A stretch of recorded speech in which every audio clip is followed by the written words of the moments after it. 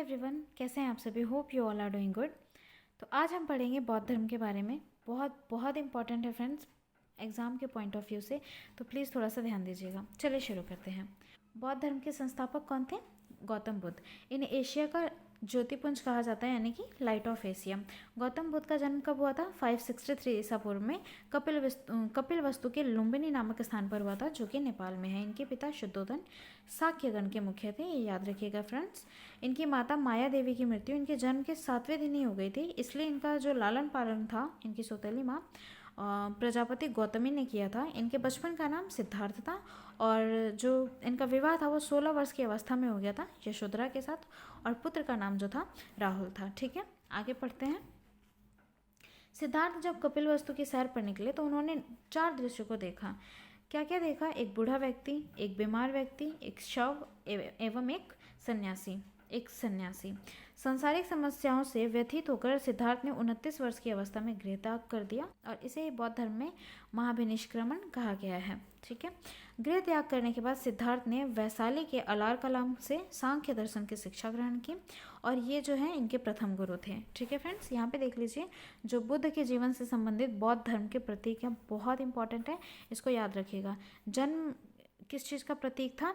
कमल एवं सांड का। गृह त्याग घोड़ा, ज्ञान पीपल, निर्वाण पदचिन्ह और मृत्यु स्तूप। ठीक है, आगे बढ़ते हैं। अलार कलाम के बाद सिद्धार्थ ने राजगीर के रुद्रक रामपूत से शिक्षा ग्रहण की और उरुवेला में सिद्धार्थ को कौंडिन्य, वस्पा, भादिया, महानामा एवं अस्सागी नामक 5 साधक मिले। बिना अन्न जल ग्रहण किए 6 वर्ष की कठिन तपस्या के बाद 35 वर्ष की आयु में वैशाख की पूर्णिमा की रात निरंजना फल्गु नदी के किनारे पीपल वृक्ष के नीचे सिद्धार्थ को क्या हुआ? ज्ञान प्राप्त हो गया। ज्ञान प्राप्ति के बाद सिद्धार्थ बुद्ध के नाम से जाने गए। वह स्थान बोध गया कहलाया। ठीक है फ्रेंड्स, इनको ज्ञान कहाँ प्राप्त हुआ था? निरंजना नदी के किनारे। ठीक है, पीपल वृक्ष के नीचे। आगे बढ़ते हैं। बुद्ध ने अपना प्रथम उपदेश सारनाथ में दिया, जिसे बौद्ध ग्रंथों में धर्म चक्र परिवर्तन कहा गया है। ठीक है फ्रेंड्स, आगे बढ़ते हैं। बुद्ध ने अपने उपदेश जो है जनसाधारण की भाषा पाली में दिए। बुद्ध ने अपने उपदेश कौशल, वैशाली, कौसाम्बी एवं अन्य राज्यों में भी दिए। बुद्ध ने अपने सर्वाधिक उपदेश कौशल देश की राजधानी श्रावस्ती में दिए। ये इंपॉर्टेंट है फ्रेंड्स, इसको याद रखिएगा। श्रावस्ती में सबसे ज़्यादा उपदेश दिए। इनके प्रमुख अनुयायी शासक थे बिंबिसार, प्रसेनजित तथा उदयन। बुद्ध की मृत्यु 80 वर्ष की अवस्था में 483 ईसा पूर्व में कुशीनगर में, जो कि उत्तर प्रदेश में है, चुंद द्वारा अर्पित भोजन करने के बाद हो गई, जिसे बौद्ध धर्म में महापरिनिर्वाण कहा गया है। ठीक है फ्रेंड्स, आगे देखते हैं। मल्लों ने अत्यंत सम्मानपूर्वक बुद्ध का अंत्येष्टि संस्कार किया। एक अनुश्रुति के अनुसार मृत्यु के बाद बुद्ध के शरीर के अवशेषों को 8 भागों में बांटकर उन पर 8 स्तूपों का निर्माण कराया गया। बुद्ध के जन्म एवं मृत्यु की तिथि को चीनी परंपरा के कैंटोन अभिलेख के आधार पर निश्चित किया गया है। बौद्ध धर्म के बारे में हमें विशद ज्ञान पाली त्रिपिटक से प्राप्त होता है। ठीक है फ्रेंड्स, बौद्ध धर्म मूलतः अनिश्वरवादी है, आत्मा की परिकल्पना भी नहीं है। ठीक है फ्रेंड्स, ये बिल्कुल भी नहीं मानते थे आत्मा को। ठीक है, आगे पढ़ते हैं। बौद्ध धर्म में पुनर्जन्म की मान्यता है। चलिए आगे पढ़ते हैं। कृष्णा को क्षीण हो जाने की अवस्था को ही बुद्ध ने निर्वाण कहा है। विश्व दुखों से भरा है का सिद्धांत बुद्ध ने उपनिषद से लिया। बुद्ध के अनुयायी 2 भागों में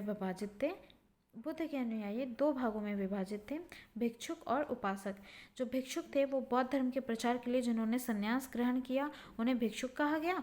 गृहस्थ जीवन व्यतीत करते हुए बौद्ध धर्म अपनाने वालों को उपासक कहा गया। जो बौद्ध संघ में सम्मिलित होने के लिए न्यूनतम आयु कितनी थी? 15 वर्ष थी। ठीक है, संघ में प्रविष्टि होने को उपसंपदा कहा जाता था।